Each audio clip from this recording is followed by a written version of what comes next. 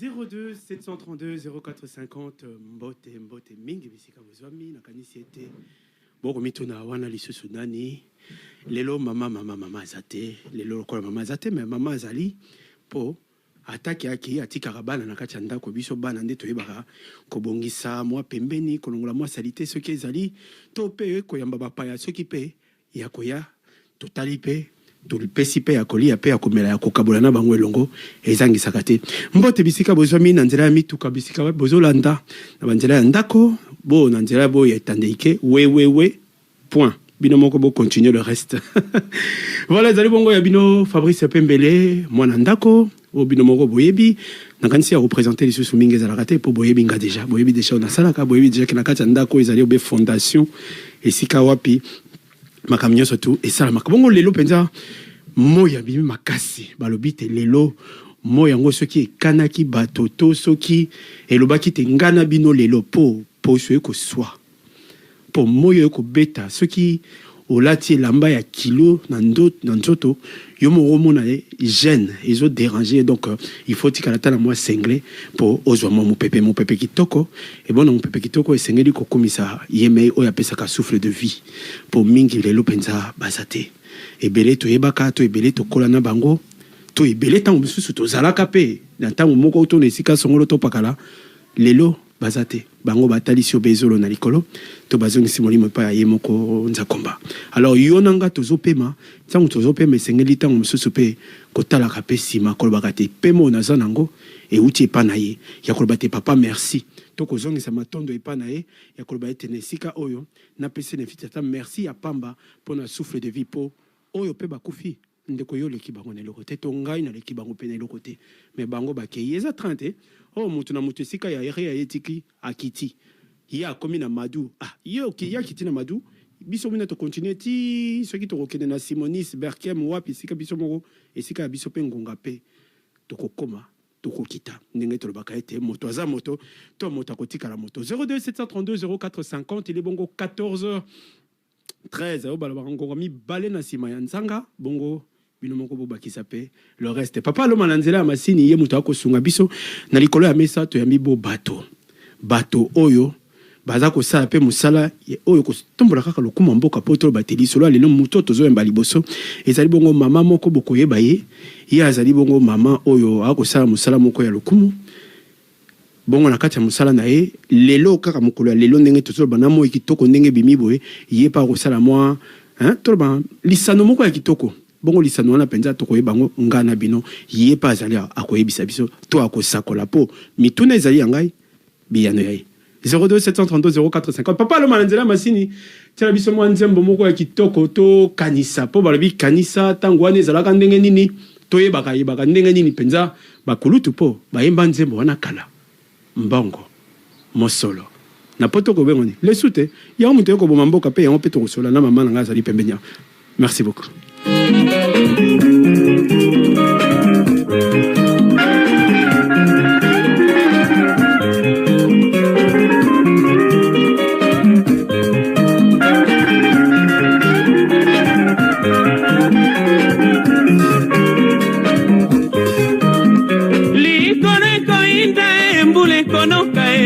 Selidia kangelanga bwato ekotiola likoleko inda yoka mokili ezali ndeko ningana lisolo mosusu te kaka sembongo odele yanganga mama mikolo mikomi nde na suka bolingo zali koboya ngai o mokolo ya yambo nabosanaki kotuna yo Selidia date yo koboya ngai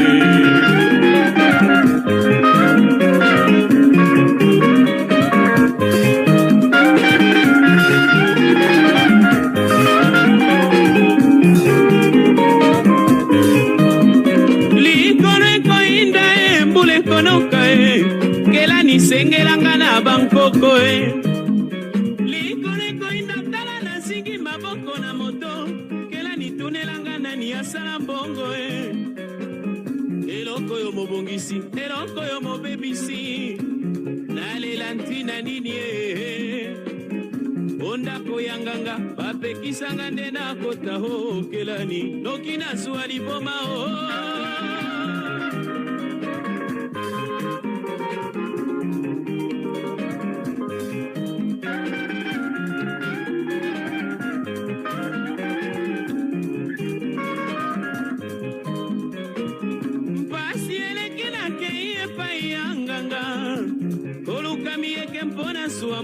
mama pasi eleki banganga batonda nde lokuta 02 732 0450 bauti koyokango bongo likombo ya mbongo l'argent mosolo obe nakanisi batekaka mwana nzambe mpo mpona likambo yango ya mbongo euta kala makambo tokolobaka mpe kaka lisolo ya mbongo yango mpo toyebaka moto asala mbongo to elongi ya moto batia likolo ya mbongo oyo ya dollar soko otali tata wana ntango mosusu asalaka na ye moto moko boye songolo mpakala me amema masumu nyonso to ya mokili mpo likambo ya mbongo elata ye obe tokotunaka tokosalaka emission mpe tokoyebaka mbongo mosolo conséquence nango na vie ya biso bato eza nini mpo mbongo lelo epandi mabala epandi mabota epandi bandeko toyeba kaka 02 732 0450 ndenge tolobaki bongo toza bongo na mama moko na kati awa nakotika ye moko ase présenter mpo toyeba mpenza ya motu ya nini to ya kolia nini ya meme biso lelo likolo ya mesa mama mbote na bandeko bakotuna ye nani auti wapi asalaka nini mpo toyambaka bato ebele awa mama soki okoki kose présenter mpenza na mokuse. Ok, merci beaucoup. Mbote na bandeko nyonso bazwani na singa baza kolanda biso kombo na nga mama Mireille Lobia da Silva nazali servante de Dieu évangéliste nazali entrepreneuse philanthrope et nazali fondatrice ya fondation Asbel Balongi tolobaka Abisma Fondation mais ezali Asbel association Balongi biso nde balongi njembo wana tata moko yembaka ngo nakanisi ya papa aloma zanisi za pichu mwanza yo kombo ngo balongi ozwaka ngo poza molongi to kombo ya balongi na zwaki yango na liloba na Nzambe parce que Yesu nde aza molongi ya solo apesi biso elonga biso pe toza balongi parce que oyo nyonso andimeli Yesu akomi molongi. Donc na vie na biso ya tout le jour bongi to confessaka elonga wana parce qu'il y a longa lobi je vous ai donné la victoire je vous ai rendu plus que vainqueur alors na vie na biso ya tous les jours to zalaka na ba problème ba difficulté ba combat yango bonga na biso to confesser parce que l'homme devient l'objet de ses pensées ce que tu dis ce que tu confesses c'est ce que tu es exactement. En tout cas en Afrique on a un déclic ndenga bozo yoka tozo landa peli lo bapo yemo repasali servante de Dieu na biso awa bongo fondation Balongi yango fondation Balongi et ça la robé nini. Ok, fondation Balongi et Sungaka. Ezali fondation o ezo sunga batu na Afrique. Ezala 3 dimensions. Ezala la dimension spirituelle. To sungaka batu spirituellement la prière. Ndenge na lobi sikoyo komema batu. Peu importe situation na yo, cause à la orphelin, cause à la veuve, cause à la n'importe qui, na situation compliquée. Biso na lokola na fondation, toza na objectif ya kotel ça que n'importe qui peut avoir la victoire sur n'importe quoi. Église pe wana bobi ko la batu pe.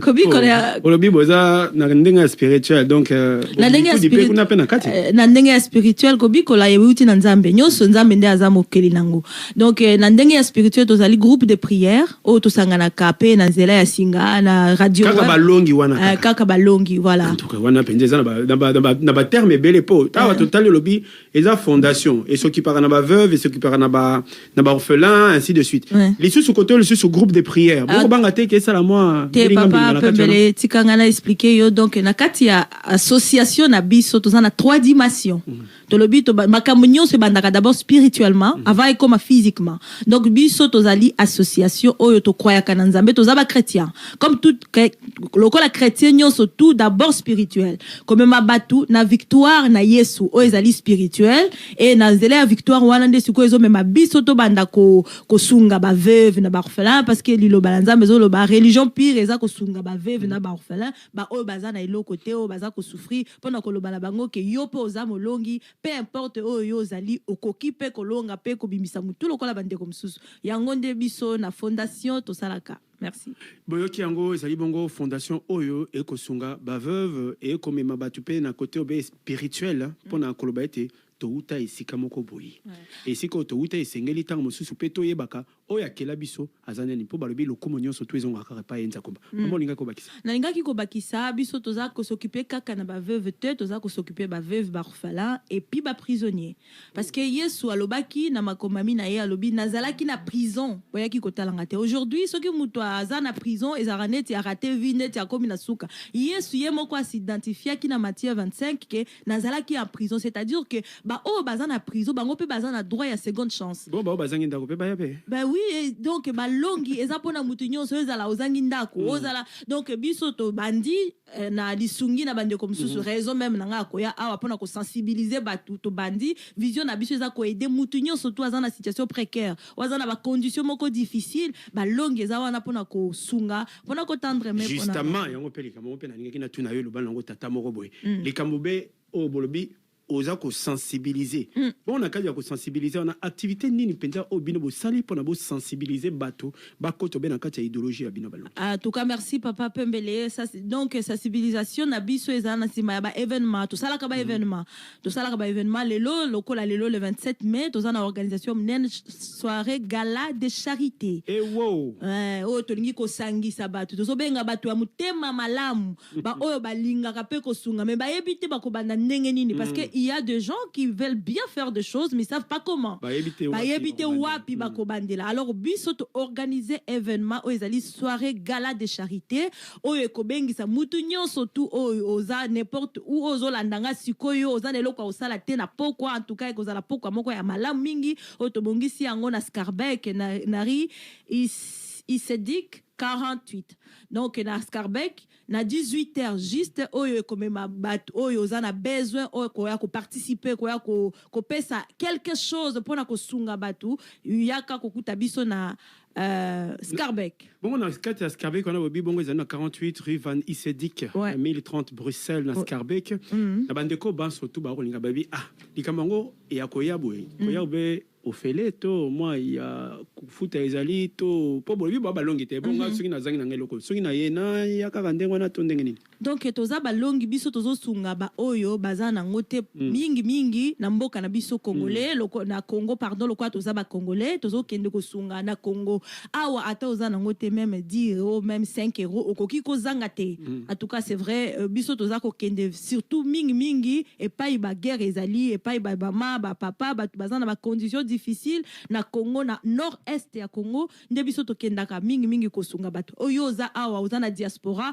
oza na ndeko na moko quelque part na Congo yeba ke Congo eza munene ata oza muluba oza mu Congo oza donc Congo eza ya biso nyonso beto na beto donc organisation oyo to sali soirée to tia yango 50 euros ticket moko oyo sombi ezali fonds de commerce oyo pesi mama moko na coin moko na Congo kuna oyo eko relever parce que thème na biso eza ko autonomiser les femmes tolingi to autonomiser ba mama wana ba veuve parce que ba lobi soko pesi nga mbisi na kolia mais soko la kisinga koloba lobi na koyoka isusu nzala te biso tolingi to kende et pa ba mama oyo baza na posa ya koloba mais ba yebite ndenge nini ba koloba to kende ko lakisa bango ndenge nini ba koloba soki oye ko pesa 50 euros na wana ticket o ko profiter ça sera une très bonne soirée o ko passer soirée moko ya bien parce que na kati ya soirée wana o kolia o komela défilé de mode vente aux enchères ba événement e ko zalebele et puis ba autorité ba kozala wana ozalaka peut-être na posa okutana na Echevin Lydia Mutshebele okutana na ambassadeur Christian Ndongala okutana na ba autorité ebele ba kozala wana na pokwa donc yo lobi Echevin Lydia Mutshebele olobi bongo ambassadeur Christian Ndongala batu wana nyoso tu ba pesi comme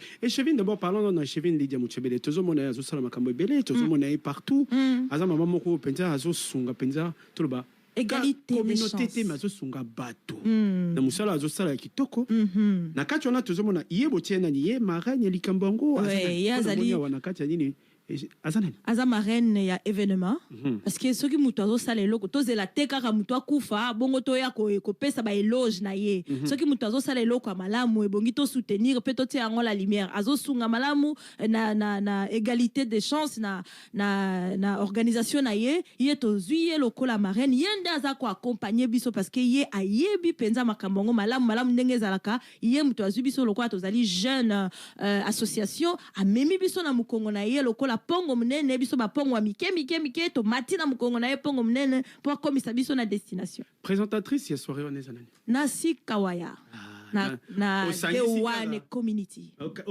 sangisi kaka basi na kati na moni mama bon likambo eza kaka ya ba mama papa bazate eza ya ba mama kakate, mais tolingi to autonomiser ba maman parce que autonomiser une femme, c'est autonomiser toute la famille. Parce que maman de abotaka, maman de edikaka, maman de même Bible zoloba, une sage femme bâtit sa maison. Donc c'est maman qui bâtit la maison. Une fois que la maman est bien casée, elle va bâtir la maison. Papa cause la bien bala, cause la bien éduquée, makambo cause la mala ming. Voilà pourquoi tu tiens d'abord ma maman en avant.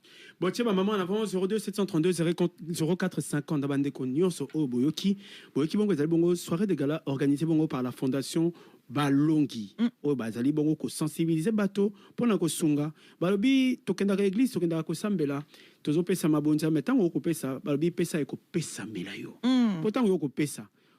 Okamoka yo pesa ka mais tant mususu ozwakate mais mituna kana no fasana yo ko pesa. Na ko pesa na motema penza ya ko pesa to na ko pesa na motema ya ko yima. Pesa kaba. Yango nde balobi l'amour du prochain. Pourtant yo ko pesa $50 wana bati soki 50 euros bati. Et zali bo na ko sunga mama moko songolo to mama moko mpakala azana esika moko boye wa pesika ye et ko permettre ye akokako. Olobaki mama nini? Akokako loba. Koloba. Azwa moyen. Osungi ena ko sunga wana tangu yo zo sunga.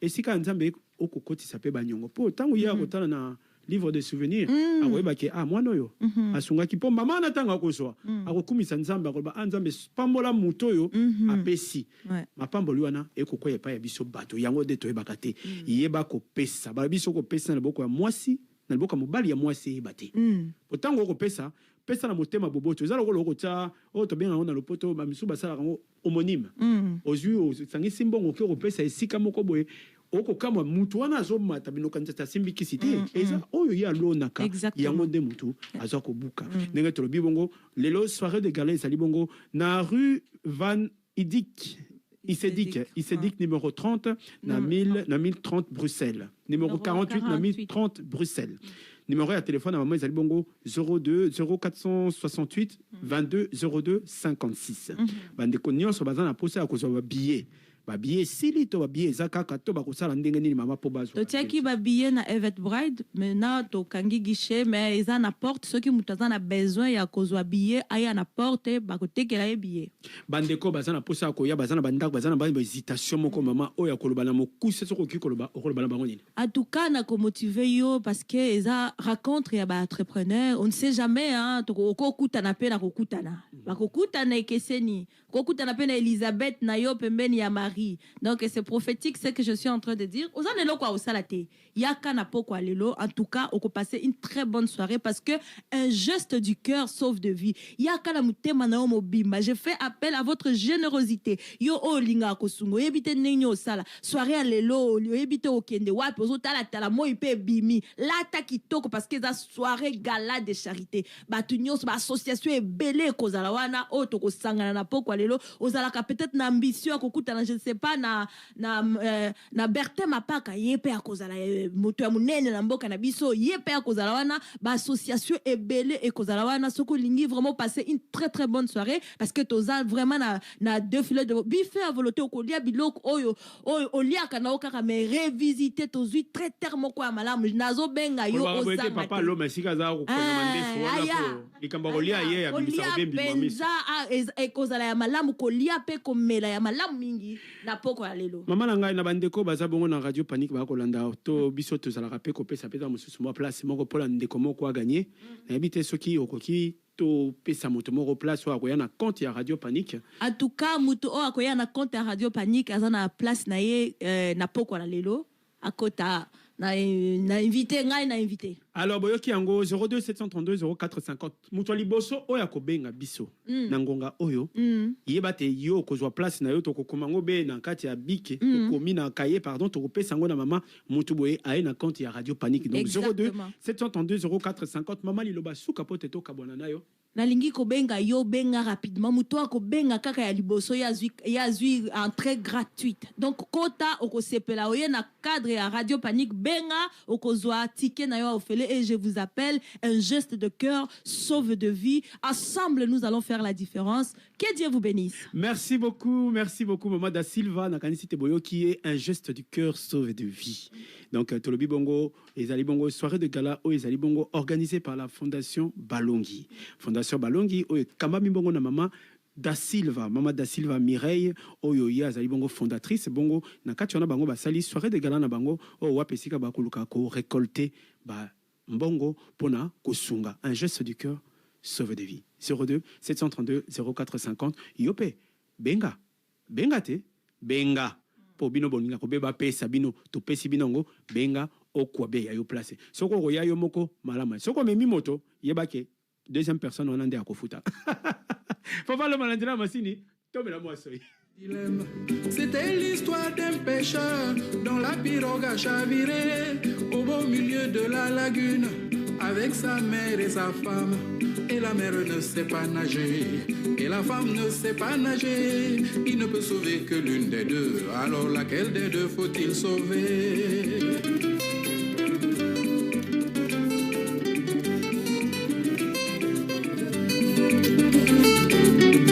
Quelqu'un m'a raconté un jour une toute petite histoire qui m'a fait beaucoup réfléchir car ça posait un sérieux problème. C'était l'histoire d'un pêcheur dont la pirogue a chaviré au beau milieu de la lagune avec sa mère et sa femme. Et la mère ne sait pas nager et la femme ne sait pas nager. Il ne peut sauver que l'une des deux. Alors laquelle des deux faut-il sauver?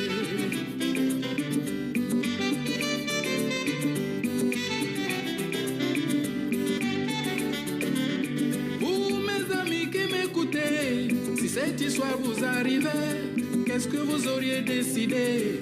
Laquelle des deux faut-il sauver? Entre l'amour d'une maman et l'amour d'une épouse, c'est une question de conscience, c'est une question de cœur.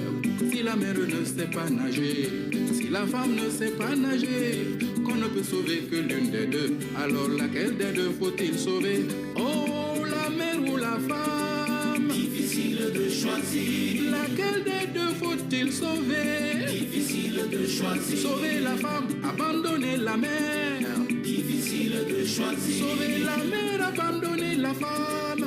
Difficile de choisir. La maman qui vous a donné le jour. Difficile de choisir. Ou la femme, l'amour de votre vie. Difficile de choisir. Oui, oui, oui, quel dilemme. Difficile de choisir. Oui, oui, oui, quel problème. Difficile de choisir.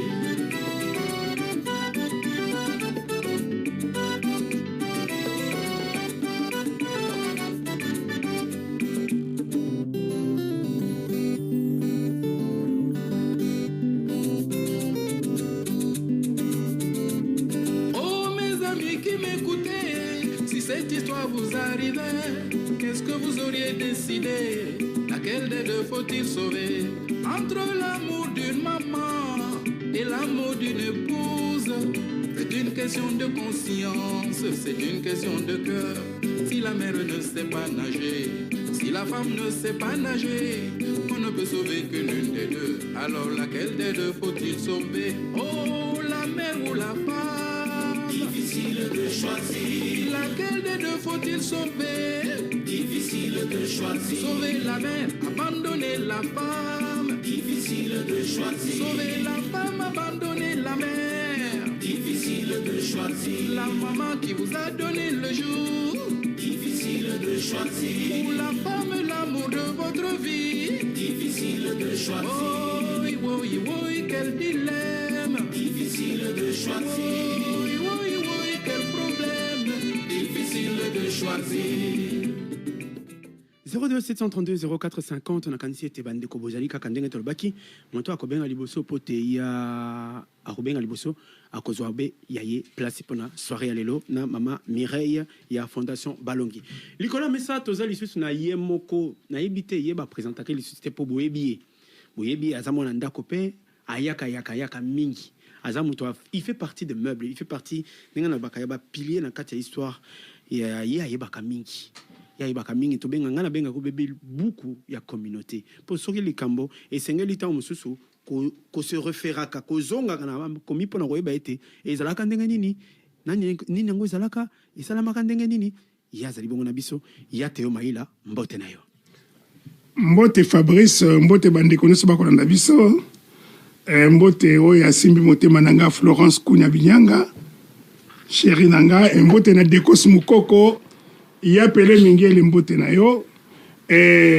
nazali ko partager mawa Margaret nazalaki te ya Streli Mikobi auta ko bungisa ya na ye camarade na biso Sami Mikobi kimia ezala na yo leki nanga na kati okuta na to solola Jise Boko na mama Dotine Boko père na mère double bon week-end lokola mo ebimi bosi bobimi mbote na bino nzamba bate na bino boyaki bongo ya Théo Maïla ndenge tomesana koyamba ye na kati ya radio na biso pona komeka kotuna be makambo be ya Elise Étoile ndenge balobi te buku kotumba bibliothèque te po lobi bana bakozanga Elise Étoile yango to koluka ka toyeba na bibliothèque wana makambo ni nango ezalaki po bilei tokolia likolo ya mesa lelo ezali bongo likambo benge ya lipanda po to kopusa na pene to komi obena mois de juin to kokota lobi na makolo to komi déjà quasi le 30 juin o to zoka lipanda indépendance ya komi tuna na kati wana indépendance wana penza to zwaki po mingi ba fetaka indépendance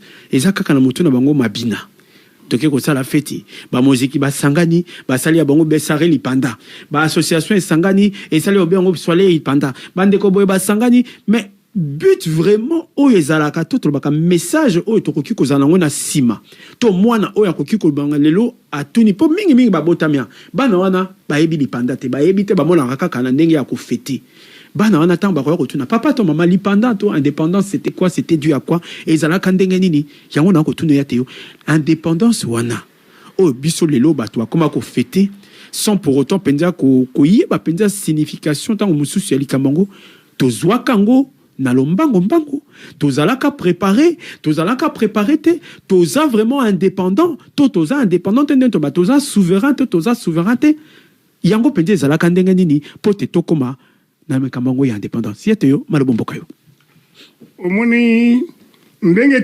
tolelaka na toyembaka na tobinaka indépendance o babeki mpwanza o bangala balobi lipanda faut se référer na conférence de Berlin.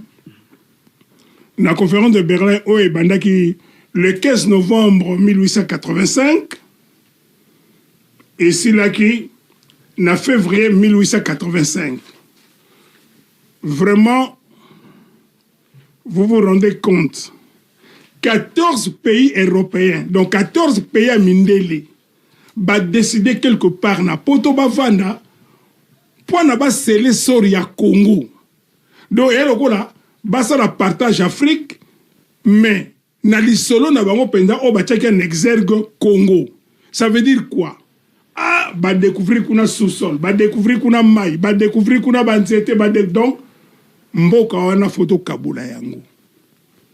Donc, ba kamati mboka wana comme si ko Angleterre qui na colonie, ba pays belé qui na colonie, Belgique a sanga colonie.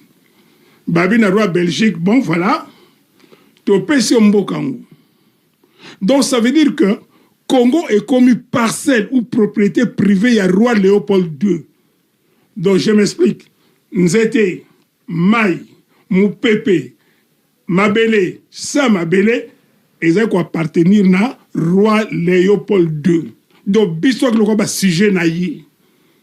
Et ça la maintenant na mokilité que mboka moko c'est la parcelle ya moto. Après 14 pays wana européens na ba américains na kati les basangani be komona roi Baudouin ko amassé fortune moko ko sakana te Léopold roi Léopold II balobi yo fofo cédé boka wana. Donc ça veut dire na 1908 je crois Congo ouezaki donc propriété privée, il y a roi Léopold II, et comme colonie, donc c'est dans la Belgique, et comme colonie. Donc comme colonisé par le Belge, place toi comme Congo belge. Alors, fait des comptes, Belite congolais, Oyo Bako Tangana Mwa Mindele, entre autres, Bakashamoura, Bakasavubu, Baja-Marie Kitu, tu vas parler, mais quand même.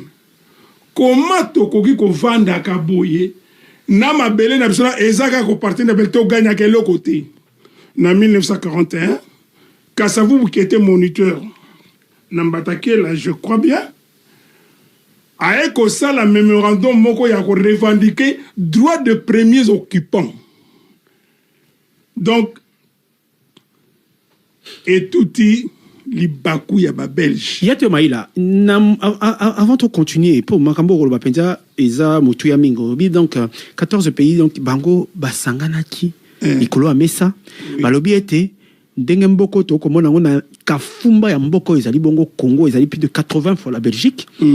To décider to pesa ngo epa ya moto do basimbisi moto ango bango ba décidaki donc bato mosusu bazalaki te baponaki kaka ye sur base de quoi baponaki Léopold ponate baza 14 pays baki ko pona ye Léopold kaka ye moto azala propriétaire donc eza même pas ya mboka mais eza ya ye moko personnel sur base ya nini pona azalaki na mbongo ebele to ya futaki bango mbongo to asombaki yango to nini ya to limbola non esika bon au moins sikoyo au monde to en Europe au monde ba rwani so mona na Belgique baza koko moko bango tu ba uta na Saxe-Cobourg tala quand même ata au monde roi oyo aza roi de Belge maza roi Belgique te ozo mona nuance ko la boni on a été yo ko bandela ici to le makambo yo roi Philippe Albert il est roi de Belge mais n'est pas le roi de la Belgique. Ça veut dire aux roi na biso mais roi na mboka na biso te. Donc aza roi ya ba sujet. Ya ba sujet. Mais ya mboka te. Mais koko na ye azalaka mukondi ya mboka. Donc au moins les bako pona ba bon. Ba flamand na ba wallon. Ba yo kana raté. Bako kana te. Bon sorti toujours mutu moko le quoi neutre. Donc on va que le rota mutu moko ici. Parce que ya udi na Saxe-Cobourg ba lubizala wana. Donc yango monaka ba empire na ba royaume nyoso monaka bango tu ba cousin ba neveu ba nièce. Alors là ba monaka que bon topi Norvège am c'est topi bon topi sa Belgique comme na colonisé parce que Belgique a une colonisé parce que bango ba colonisé par les Hollandais ba néerlandais ba pesi Belgique ba bi quoique roi Léopold II Congo et qui parcelle ou propriété privée roi Léopold II mais ba 14 pays so ba ko telela ye o lenini o sali nini yango na photo zonga kana nini wana ba korba signaki ona lo ba na ko lo ba lelo ke Congo eza réserve mondiale donc Congo eza lokola libulu manzengele oyo 14 pays so etokaka donc toko lo ba lelo nde to lingi tant que toko zonga na ba charte wana te parce que quand il y a contrat, il y a une clause à contrat. Mais comment Congo a été sous-sol na été? On ne participe pas à l'économie du marché. Alors, c'est quoi le Cambongo y a sous-sol pour lobby Mboka. Il y a aussi indépendance en Openza. Tu vois qu'indépendance, il y a un sujet. Bichon en tant que sujet, tu es indépendant, mais sans pour autant que Mboka est un indépendant. Ok. Indépendance, c'est l'ingé l'obani.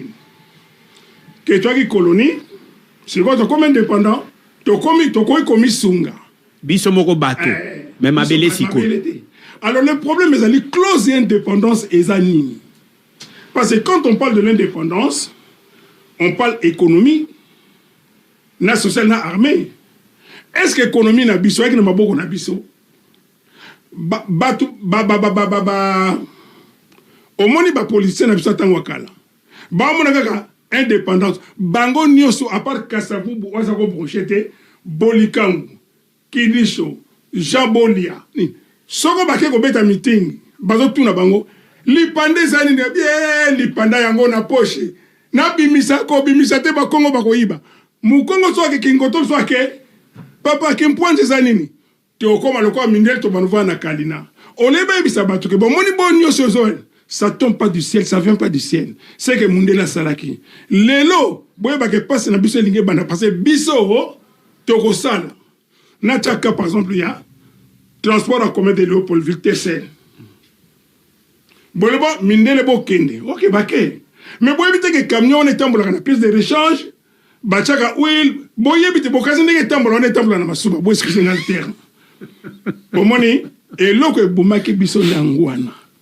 Mais quand on a indépendance, ce qu'on peut dire, c'est qu'il charte bien. Il y a un moment où on a table ronde, il y a janvier 60. Comment on dit? Balababa, même pas 1007. pas de histoire, hein. Bah, mise na table ronde avec des choses différentes. Mais na dit, hein, table ronde au ba kasavu buna ba banani bayaki. Mais c'est là qui guerre. Bah, il était sur base de cause. Bah, on me marque ce n'est. Na fidèle à mise on a bien. Et puis conseil d'ango ya indépendance c'est beta kiwapi. Tout en amont comme naval. Na Belgique beta kiwapi. Ton accès à beta kiwapi. Oh. Mais non. Enfin, on a na salle de coca mais na fond na parenthèse on a. Ba mission au ba calé ko beta les 30 jours na table ronde 60. Et ça les copa étudiant congolais na Belgique ah. Ba étudiant congolais de mutu ba bengi c'est musicien pour ba robeta. Non, et ça qui ba ben festival. Ba koti moi document moko est-ce que peut orchestre musique ko ya ah. Tout le bail te makambo le beza makambo mutu ya tout le bail histoire et ko sabiso. Ba tout bail bite mutu ya na kopo na Thomas Kanza na Moussa Camus. Ba intéressant Vicky Longomba. Vicky Longomba mutakene ko mona kale tali solo ezali awa yangoyo. Rien à voir avec le gouvernement belge. Rien. Maintenant, là, on a bagna passeport. Là, on a tout notre pays. Tout une colonie.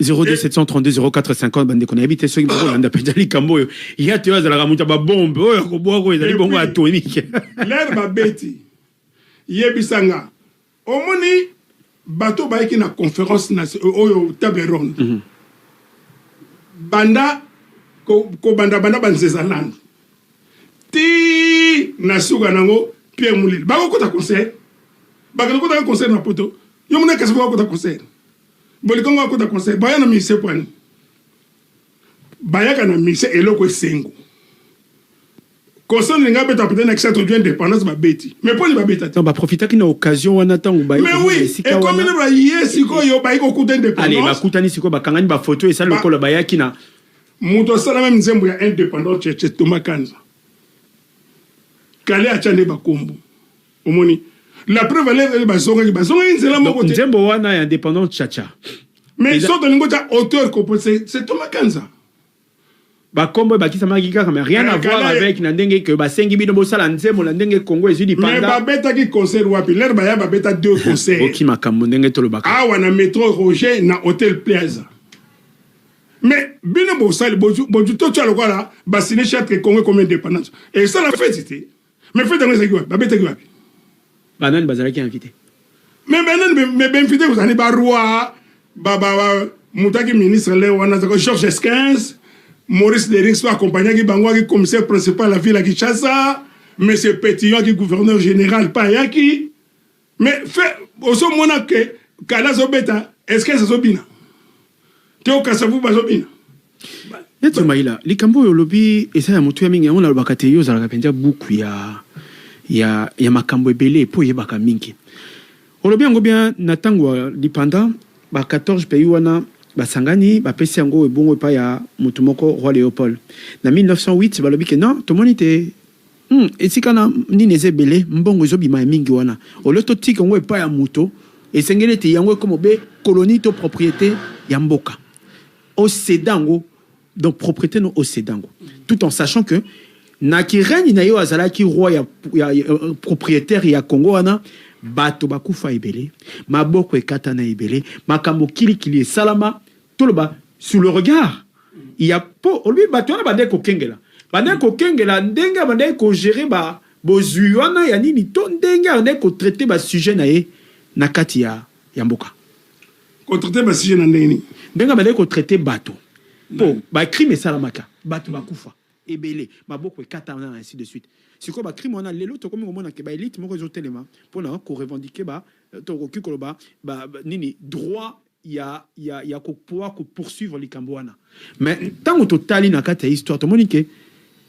makambo ebele ba condamna mais likambo wana ezako moni mota tabu moko boyi ba lingaka penja ko kota na kati ya nini te po ba accuser malgré que Belgique esengaka ba excuse oyo ba emer ba eki kozala contre likambo wana bolimbi sabante ko omer mais bon na ko lobaka au président na bina lobaki o ba zaki contre ba excuse pona bango ba bonaki y a pas de raison ko senga ba excuse na kati ya nini wana o komona tene sika na ko sala moi embouteillage pe na kati parce que au moins na droit ba lobaka donne-moi le fait et je te donne le droit.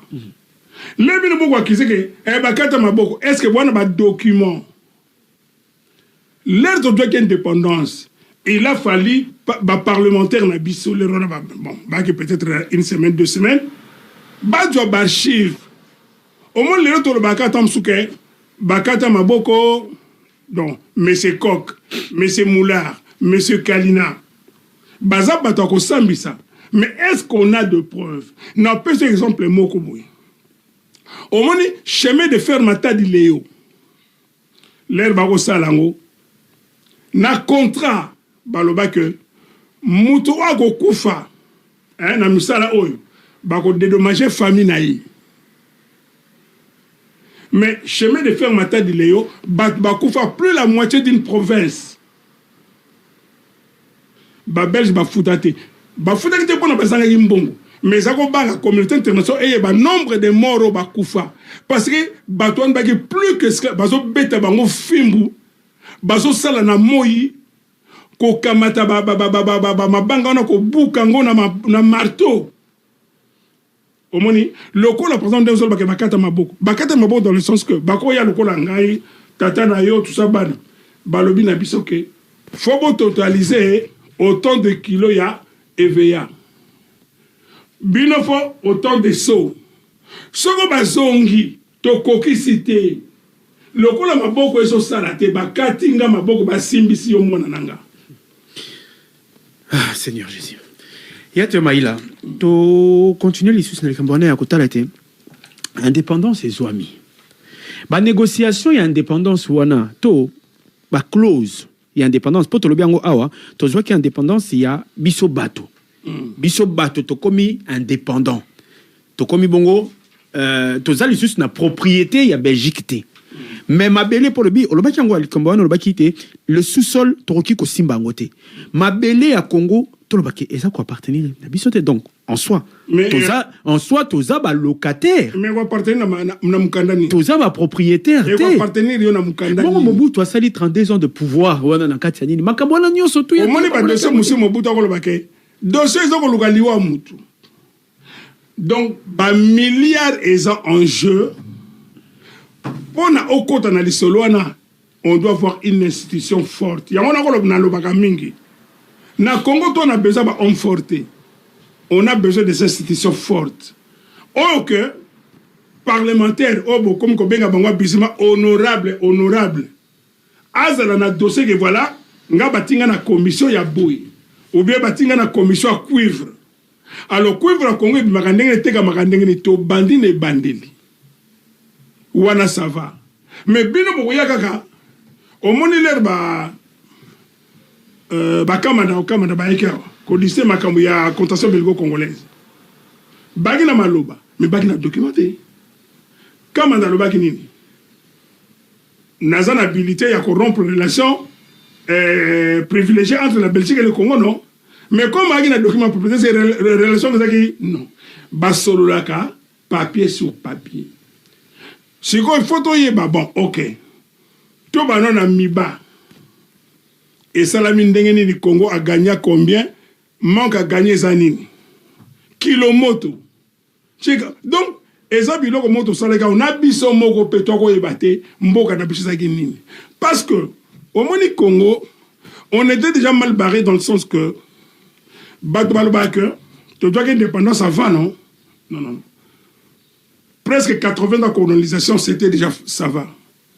Mais c'était dans l'impréparation, on n'était pas préparé. Parce que, et là, nous sommes passés à la étude de faisabilité. Toujours d'indépendance, c'est souga nangwezani. Et ça, le coup, moi, je suis mananda tata nae. Tata le sakayo, tata nda kwa tata. Mais les autres mananda, aux autres qui ne foutent là, au milieu ça. Il faut oyer banyo son. Yo kaso bimina comme libre. Ah. Mais il faut lire. Ce qu'il faut foutre, c'est ça le Congo. Et ça, le Congo, yo tamusaka, ngana tamusaka te. Na mona kande ngo tamusaka. Ate, il faut tirer nga fola. Tozo que ne Paris, 200 l'heure au tirer nga fola. On le dit comment 0732 0450. Papa lo malandela masini. Ceux qui ont conquis côté la biso, moi le hembo moko ya zalaka ya Franco Mbaka likamba mabele. likambo ya mabele yango tokolebela wa likambo ya mabele po tokotala na esika na ya te olobi yango tozwa indépendance mais tokoyeba lelo ke sous-sol na biso to mboka ndenge opesi biso exemple ya roi des Belges azwa roi des Belges maza roi ya mboka te nde tokomona ke lelo pe biso ba congolais tozwa lipanda mais mabele na biso nani ezwa lipanda te siko po tozwa lipanda siko mabele na biso tokosala nini wana tozoye bango na deuxième partie 02 732 04 50 papa lo mananzela masini tokoyoka Sangwema, ikambo ya Kongo sangwema. Yo na ya yo, kana ya ka. Ikambo mabele sangwema. Moka ya Kongo bakoko batike biso. Ikambo ya Kongo sangwema. Banguna balingi Kongo ebongate. Ikambo mabele sangwema. Biso to sala nini na mokili. Ikambo ya Kongo sangwema. Mokili mobimba miso sela Kongo. Ikambo mabele sangwema. Makila ba Kongole etangi mingi bande ya Kongo sangwema. Ba Congolais, banyokwa mingi, ba mabele sangwema. Sangwema. Sangwema.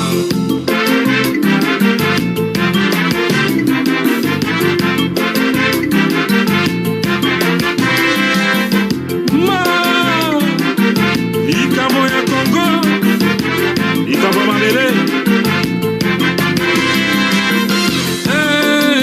Sangwema. Likambo ya Congo sangwema.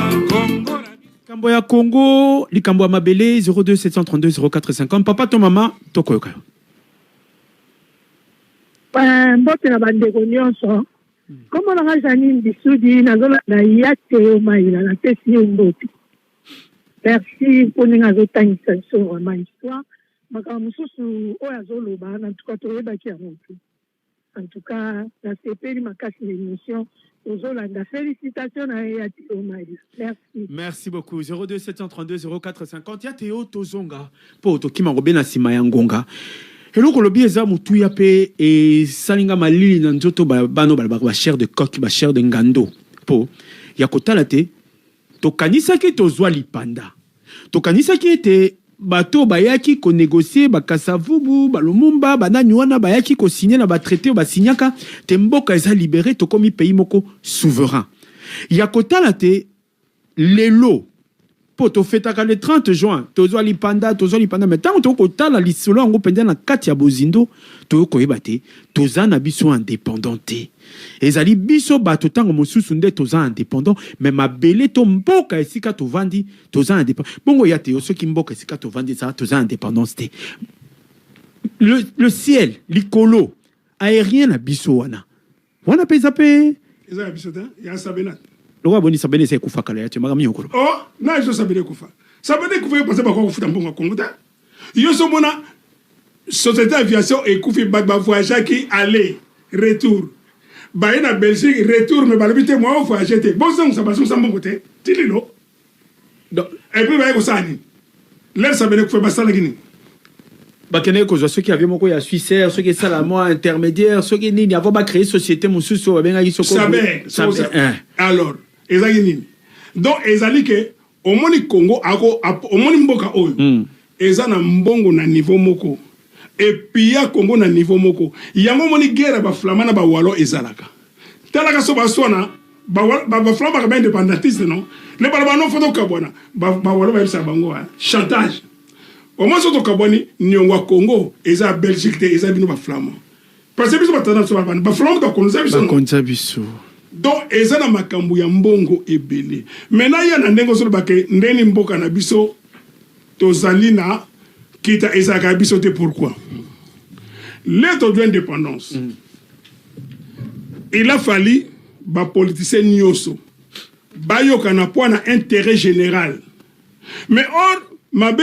mutu na mutu akomi ko tirer couverture na côté nae je m'explique l'état d'indépendance le 30 juin 1960 na juillet 60 Mitiri et Salami et Banena quand Léopold II comme quand Kokolo et Salami ndenge nini bazwe bisa ba soda bino ka indépendance ya pona bino indépendance ya pona ba civil ba soda balingi ba bakisa ba ngombongo ba soda quand Kokolo ba komo tomboka tout ça bona bon Émile Yonsens qui était commandant en chef abengi bato na messe des officiers bato bafandi akamati tableau ozolanda nga akamati tableau ati akomi kaka boye après l'indépendance égale avant l'indépendance. Ça veut dire que ce qu'on doit dire héros avant l'indépendance, le col a dû mitin de mi continue binoté après l'indépendance on doit dire héros.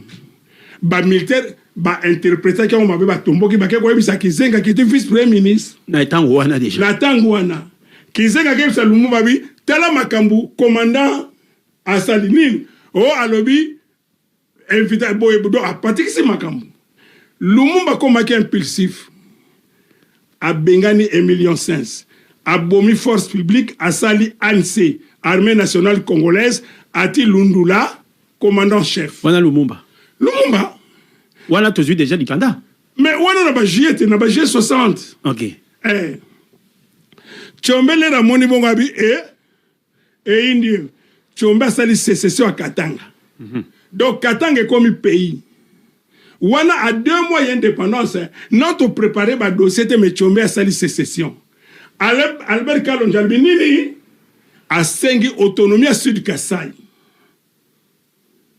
l'air bakangi Lumumba Kizenga eko sala République populaire ya Congo na Stanleyville yebisanga nano olebo wela ba dossier zali ke miba eko tsaka ndenge nini otra ko sala ka ndenge nini shani te bozo wela nanu positionnement alo bolingo bokende wapi maintenant sikoyo le 5 septembre Kasavu alongoli Lumumba abi yo sala mobulu tout ça boyewe na longoli yo Lumumba le bitin yo ko longola ngate ngai parlement fotenga na premier ministre a longoli président. Ça veut dire que bako yebate régime parlementaire ou régime semi-parlementaire ezaka ndenge nini oya longoli muninga Mobutu siko qui était commandant chef a bon lokola bino ba politique boyo kanate na Kasavu na Lumumba ni Yes, tu as eu pouvoir par la force, c'est comme pouvoir armé.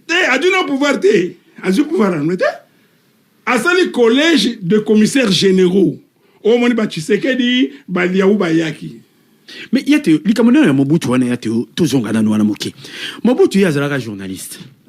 Akendaka na table makambo ya table ronde tozolo ba même si zalaka na ngo organisé na gouvernement mais azalaka parmi bato bayaka na ba compagnie qui délégation oyo et yaki na nini wana pona ko signer ba nini pona indépendance. Dès nini Mobutu muto azalaki journaliste ayeko se retrouver na makambo etali bongo politique ayeko kota na makambo etali bongo kisoda ayeko comme force de l'armée makambo na Joseph. OK, et là on va baloba ngoyo. Mobutu accompagné par politicien. Mobutu a tanga déjà na poto. Mobutu a poto de faire les fins 57. Azalaka déjà awa. Awa, soi-disant école ya journaliste. Oh, soi-disant quoi? Atanga na mons tout ça. L'air ba politicien na biso ba yé. Na janvier 60, Lumumba zakite wana Lumumba na boloko. Le bali ko siéger Kasavubu na Cléophas Kamitatu ba esi ba belge abi biso to ko siéger te soko Lumumba bimité ah nungu putu pata e kende zonga ba bimisi Lumumba na boloko comme Lumumba ki yemoko a se préparer quitter faut na secrétaire te ba bitu na mona moko pas la kawa c'est là où on a collé Mobutu. Alors Mobutu olaza la secrétaire ka Lumumba a comme secrétaire général ya table ronde. Mobutu qui était étudiant, Bomboko qui était étudiant, l'air sikoyo ba politicien bazongi na basaki na bango bangone sobaki. Alors il y a par reconnaissance. L'air Lumumba a présenté équipe naïe le 24 juin 1960 a nommé Mobutu premier secrétaire d'État à la présidence du Conseil. Donc l'histoire nous retient que premier secrétaire d'État à Congo, c'est Mobutu. Nebalbako, Mobutu est secrétaire particulier Lumumba, c'est faux. Mobutu est secrétaire à Conseil. Mais il était dans le siège à Mobutu. Mobutu est secrétaire particulier à Lumumba, c'était Damien Kandolo. Oyo, ba Belge, ba corrompa qui est, a ba micro, na bureau ya Lumumba. Tout ce que Lumumba disait sur le belge à Koyoka. Alors maintenant, là, ce que Lumumba a nommé Lundula commandant. Mobutu qui était dans le siège à Lumumba, il a fait la l'armée. Lundula déjà va canquer na Tchombe. Comme moi, c'est là où Banomaki. Mobutu. Il était au bon endroit, au bon moment. Au bon moment. Et puis, c'était un opportunisme. Mobutu a profité. Mobutu digérait le Congo depuis 60 ans. Imagine toi, tu as indépendance. Le 30 juillet 60. Donc, le 10 juillet, Lumumba a convoqué une réunion restreinte. Il y a battu na boulevard na Gombe. Au moment où bazo siégé, bazo solo là, Mobutu a outu kuna na DJ Pakoti, n'était sobi li solo là, aloba na bango au nom de la loi, je vous arrête. Pourquoi ça rien na boutouté? Yo un simple commandant chef, aux même ministre intérieur, aux même ministre à défense, place premier ministre na ba ministre baza. Bato bazo to ba de okanga bango. Na simana e banani basalaki. Pour koka ko poser acte ndengwana. Ba américain. Mobutu a été depuis mon nom. Donc, tu vas préparer qui? Mobutu était préparé. C'est très tôt. Donc, Alingaka Salango, depuis Kalamé, ABC Azélan. Na Mobutu, na Lumumba, na Kasavuba, Mobutu. La preuve année. Alors, je vous arrête. Qui c'est que Lumumba, Tokangaye? Lumumba, non, Joseph, tu as un verre de taux, rentre à la maison.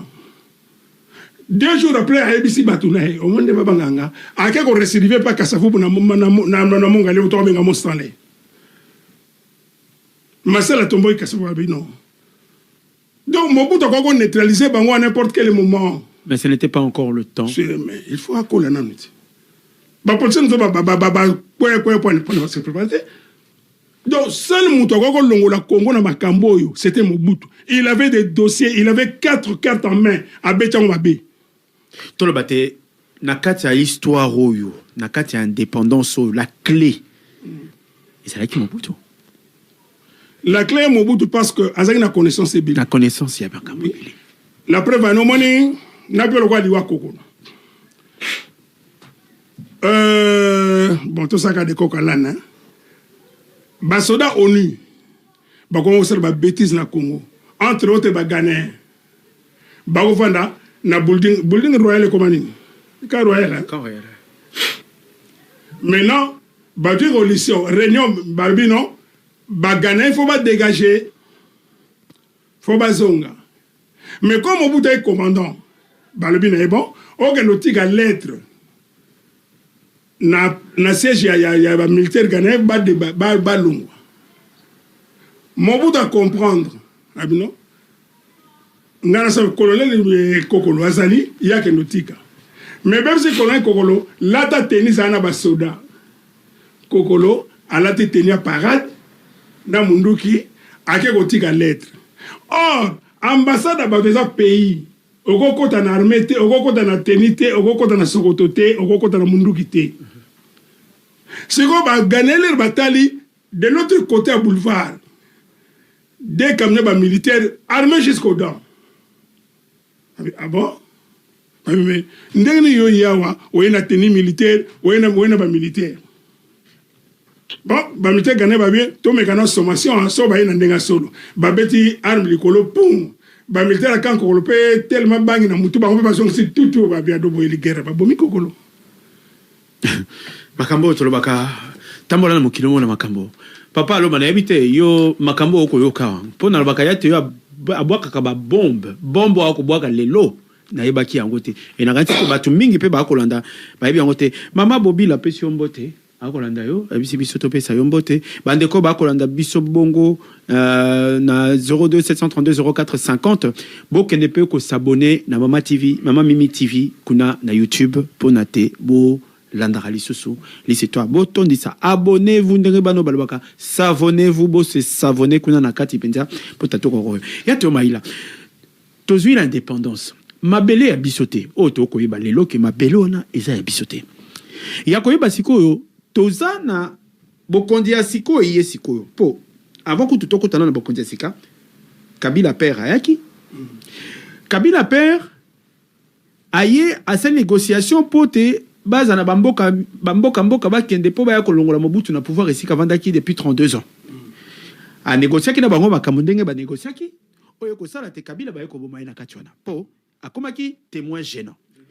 Tant akomaki témoin gênant, c'est par rapport ya ba secret oyo kaka ko liebiso na kati indépendance oyo Kabila tangu ya azu pouvoir amoni te na esikoyo batoyo il faut to banda sikoyo kolongola wapi esika soko koyeba lisusu na kanisi na tangu wana franc congolais ekomaka likolo koleka dollar mbongwe mataka ba américain et pesaka bango palpite wapi esika ete Kabila komaki jeune ya teo est-ce que penza Kabila père azalaki mutu ope akokaki ko bongisa te ko rectifier ba erreur Mobutu asalaki.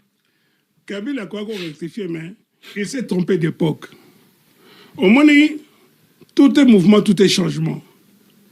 Kabila est au pouvoir, l'air socialiste, le communiste, est en sauté. Le bloc Est, c'est Koufa. Or, Kabila a du pouvoir. Kabila n'était qu'un simple porte-parole. Comme tu as dit, français, anglais, a déjà député en 60, au moins, Bati Kabila. Comme il était vraiment intelligent, il s'est abandonné à la guerre de libération Bandakala. Batiaye. Mais il y a un dossier où on a la preuve est arrière-garde. Tobengaka, arrière-base, et ça qui va Burundais, Rwandais. Alors, Rwandais déjà, Américain comme Balinga Balongola Kabila, Balinga Kocha Mutumoko, na côté Afrique centrale, on a le Mobutu. Parce que Mobutu a fait le sale boulot. Pour la Mindele. Au moment où il y a un Mobutu, ça vraiment c'est un homme. La preuve en est que j'ai signé le pacte avec le diable, n'a pas dénoncé Mobutu. Mobutu a coupé na cercle Mobutu quoi que c'est la kilo na niveau moko. Mobutu a coupé na makambu et belé. Mais comme à mon avis que Nandimaki, or il y a Kabila Siko l'air commis aïe. C'est qu'on appelle une prise de conscience. À mon avis que j'ai des comptes à rendre à ce peuple. Mais dossier on a nazui kilo. Et Kokate. Et Kokate. Imagine-toi, tu as du pouvoir. Chef d'état-major rwandais. Chef de mission diplomatique, Owazaki, ministre des Affaires étrangères, rwandais.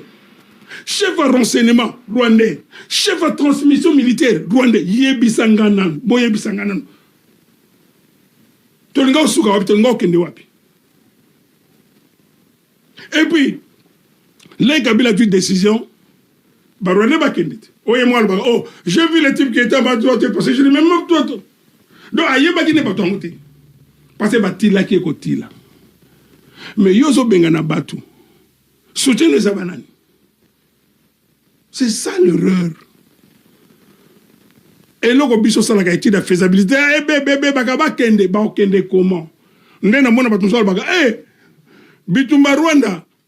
Ndé to se belebo, to côté la bango moko te, to sambwa. Toi na moral la troupe te, toi na armement te, toi na transmission te, toi na renseignement militaire te. Bitumba siko, au moins ndenge so na portable tina voiture. Olo que les gars, ils ont l'accès yo. Quand tu es à droite, armement Bitumba yangwana. Bazo localisé placé aux alliés. Mais tout chaque exemple, ba Israël na arabe. Au monde de Barab entoura Israël. Mais les bachaka prend, bana balilaka. Israël m'a dit que ndenge be biso soko to préparer armée té. Soko moga la troupe ko la té. Justement ya Théo, ko préparer armée ngo to zoloba. Théo ko tala tango Kabila fils, Théo ko zo 1+4. Ou apesi ka été ba kisaki Bemba, kendaki na Centrafrique, asala ki dini ba ki ko kota na prison, asali 10 ans azongi. Kabila fait sa longue, tu es dans l'époque à Tshisekedi. Kabila fils nan. Yé mingi balobaka ete yé azalo kola neti moi Mobutu mais revisité na ndenge mususu po ayebi ebele. Ayebi ebele pourtant on négocier pe oyo to bengi bongo transition na eto to lo banongo passation ya pouvoir na ye. A cadenasser oyo azali awa pote bakoka kosimba ni ba bien na ye ni ye moko mutu batinda ye na nini te atabolanga na ye librement akobima soko abimi ainsi de suite et tout ça to lo ba yepe lisusu na makambo yo pe akoka ko zala mutu moko akoka ko déclencher les kampo akoka ko déclencher mes problèmes ezalaka outi wapi au moins le problème ezalaka okozo mutu moko fabriquer akomi marda ko ko na mboso alinga hotel bi oyebi yeba place outa alors mutu ana fo ayeba place na outi na zo kende na négocier ki nini de deux choses l'une ou on dimi liwa on dimi or bito tellement go to milingi tellement to banga ka liwa o moni mutu ko kabila ayebo négocier ayebo solo na batu to mona ikaka ndengwana zo tambula te a trop costaud parce que biso ba congolais to sous-estime ka mutu o moni congolais zaka o moni to swana o to benga viet ler mona to peto linga beta yo jamais congolais bundaka beta kaka o yebite mutu wana tamso baluka kana tatami o yebite mutu wana sport na sala o zolo bakaka o lingo sakana na beta yo yango bito mona kabila oyo pecha pampa mo butu to kimisi ya ikina basapata mbula mais na basapata mbula kinango o yeba baki simana ye lera lala ka ba téléphone adwaka o yebi elilo lelo donc mboka ngo seul mboka openda ba kataka batu communauté internationale lo bakate mais ce que des ivoiriens bien des burkinabé ba kufi o kana ba télévision poto ya to maila to ko kuma kana mingi te to ko mana suka émission po yango to bagate ya kalika mobe ya ngonga oyo to zwi sikoyo awa mwana mboka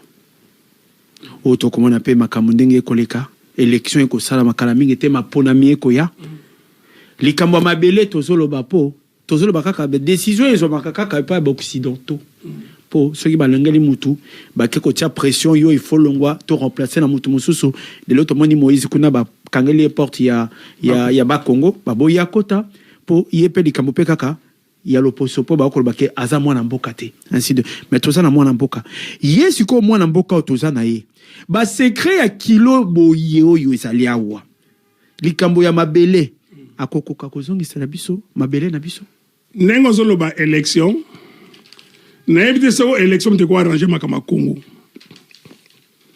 les élections il y a deux sortes de votes vote de méfiance peuple a rejeté ou bien non vote de confiance na vote de mépris donc to mépriser yo alors ba vote ka mutu ndenge nini selon feuille de route na ye selon projet anango tozongi na président na biso Antoine Sikoyo basala bambule belé na opposition ana ba dossier belé ke parce que ba kota na opposition pour na ko pouvoir ba kota na opposition pour na ko s'opposer te ba kota na opposition ba ndeni bozo bongisa ote ndeni bozo sala bote mais biso to ye oyo ayela ki bisabi nga soko na ye na ebite sota la film mo boy ba policier mo ba telemela ki abi nga na sala bo po na bino soko to du pouvoir policier ko sana ndako na ye so mutu kana ye ngaso na du pouvoir makamba ese wana bobo sana na bando sala kutu kuna ngana ko tangisa makila na ngapo na mboka oyo ngaso na du pouvoir Congo est comme Allemagne d'Afrique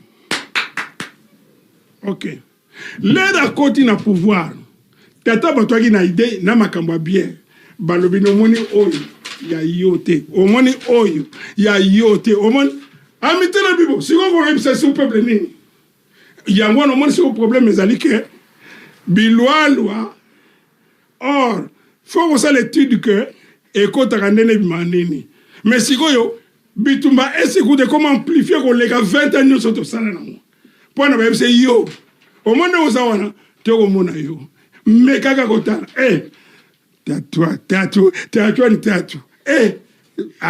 donc eza élection to lo basiko que makambo mabele toko tikala kaka kozala kaka toko tikala te eloko na lobi que il faut qu'il y ait des institutions fortes to du ba député na bino bobenga ba honorable ba sali ba commission que yo commission boy bon to que nous soit na bato parce que bitumango c'est simple je m'explique to lo ba bitumango est pour na soso na bisoti biso to na so na vision de transformation te ba américain bitumango pour na coltan boya ba belge pour na parler boya bon biso pe to kamati auto pibino mais to lingi 40% bo garantir pe bien social ya na bien-être population ole bo tangisa makila bo mema somo ole bo boma batu bo boma lisute Mais biso au moins Congo ezala lokola maman no tindio mikate apeso 10 euros.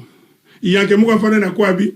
Oh, Fabrice Ramon va pio 10 euros, ya opianga 10 euros, okangi poche. Bobundri muyiba kamati 10 euros no sake na ngoti le lokote. On le pe ko 10 euros, on le pas maman. 02732 0450 boyo kezala ki bongo ya Théo Maïla o tozala ki ne bongo likamba Congo seko tabandi ko tanga ngo toko tane nango nalanti toko zalati fin du mois toko silisa te ya Théo Maïla na 50 to silisa to tia na minute be muke poto silisa lambio kala mingi te wa defa wa kufaki ba musicien basilika ki mbongo ebimaki ba leba mbongo ba kaboli chalamona leki persona mesika zali alobi te ba oyo baliaki mbongo wana bakolanda na lokola singa matembele ye moko muto liboso anandaki te okomona te lambio lisusu aye kolanda prophète moko akoloba kuna te musicien mususu pe kala te akokufa ya munene akokufa po likambo tshala mona lobaki oyo lisusu alobaki ainsi de suite ya te yo ba musicien na biso toloba te malédiction wana ya kolia mbongo po na ebite soki yango nde mutu eza na base eliwa yango mutu ekosala te. C'est faux total hein? Espérance à vie à Congolais. Et ça combien d'années? 80 ans. Hey!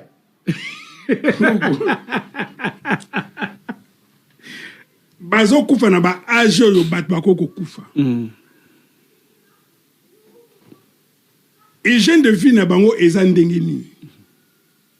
Omoni ba prophète de malheur ba bimika tika ba loba ba bana ba so ba théâtre banini. Mais so tande muta kufi et pas na biso tension to mona kango ya kindoki mbasu ya kindoki tibele o tozo bate ngana kende kinko na kende matali pa likamobo na mene ba misa nanga nati bango ba tensiomètre ko na so nga omoni iso na poto balinga lo bana binoke oyendenge nini okozonga te bino poto da bino wana to chalo kwa bana ba Kongo omoni zo na kini likabu bosombi bobo lia onkaka mungwa ebimi elengi na pilipila ya kubueta mais ozo kotisa mungwa na nzoto après année ko beta yo ngana mona médecin webi kachen boba benga papa kanza aki mécanicien atombola ba moteur yemoko mais suka nango colonne et doit moi défaut au monde autant bien pour autant la boue toi que ça m'a cassé ça défaut ce qu'on boule pour ça ni tu dois payer et là que biso et là que bixa ba koko na biso mboka ba ko lia matiti ba ko lia ba fruit mingi le lo biso to ndeni to comme ba cancer mais to lia lo ko ba to ba lia cancer to lia ba cancer ba viande moko ya kota e fana frigo ba soso moko to benga yeba donc to comme or kala bata mbongo ba okufa mingi te pona akolia matembele akolia bitekuteku akolia viande comme ko la fête âge o bazo kufela so ba monike ba mise bazo kufela ba 20 ans ditokolo ba ndeni bazo kufela ba 20 ans ba mais bazo kufela plus de 50 ans. Tolo bakizali comme un phénomène normal. C'est un phénomène normal. Ça n'a rien à voir avec les Camerounais balé qui mbongo des fao ndenge nini boy. Ya chala mwana za makamadeni parce que chala mwana mona ki franco. Or pas no mona franco faut que ne passe ba wabaza. Ba otiko kende. Okende susu. Alors, et ce côté. Bon. Comment yo za na mokilo mona okolota moko mona te yebena mona franco azo bise a pied d'injonction. Akepe ayembi pe ba injonction. Asaleli yangope. Et lukile pe mindondo. Luambo. Moko ebebi luambo. Lukila bisongo papa lo moti la bisongo pote to sukisa. Ya te o maile zaki sengo mingi ya koyambo mokolo mwalelo na kanisete yango penza ezaka motu ya soki tozana opoto yebaka toujours mingi. To yebaka mingi tozalaki bongo na ye ezalaki bongo ebino papa Fabrice wa pesika te tolobi bo kende ko s'abonner na Mama Mimi TV na tela bongo ya YouTube. Bokota kuna bo s'abonner. Merci la bande ko nyonso ba ndaki biso mko bien te on habite li ba suka pote to kabona bolimbisi. OK, na pesi Janine Bissoudi na mboka Londres mbote mingi et pose ali santé za ko tungiso mais na tio na mabonde li okoma malamu nzamba pambolo pa batelo place ozali. Merci. Voilà, to sele kina ya Théo Maïla to komi bongo na suka bobo kabwani to kabwani kasi mokolo poso ekoya tokozala bongo na ye moko mama akozala na kolo ndako kolo kiti kolo ebonga ye akozala na bino esika azali topesi ye mbote mama Mimi topesi pe mbote na bandeko nyonso tu balandi biso bongo na nzela ya internet na nzela ya wewewe Radio Panique Afrique radiopanique.org Bonyembo yokobi Afrique en un déclic émission obo mesana kolanda pe bolandaka toujours pona kopesa bino kaka mai makoleka biso na kanisi ete tokutani bongo mokolo poso ekoya esika bozali ndengo bolobi boboto bondeko kasi ndenge moko alobaka bondoki te papa loma na ndela masini merci ya mingi bongo tokutani bongo poso ekoya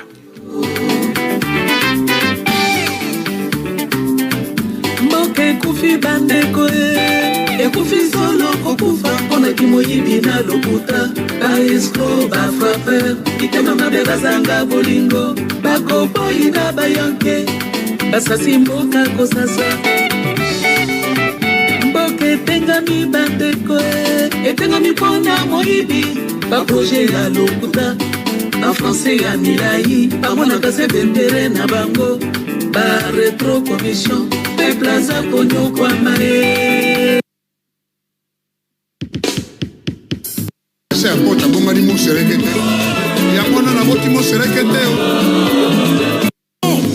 Elisa, tu es makanga na yo na parking à magasin Kitambo. Tato ya akole. Ngala taki obeli puta na kangisi bolo. Yo na batalo.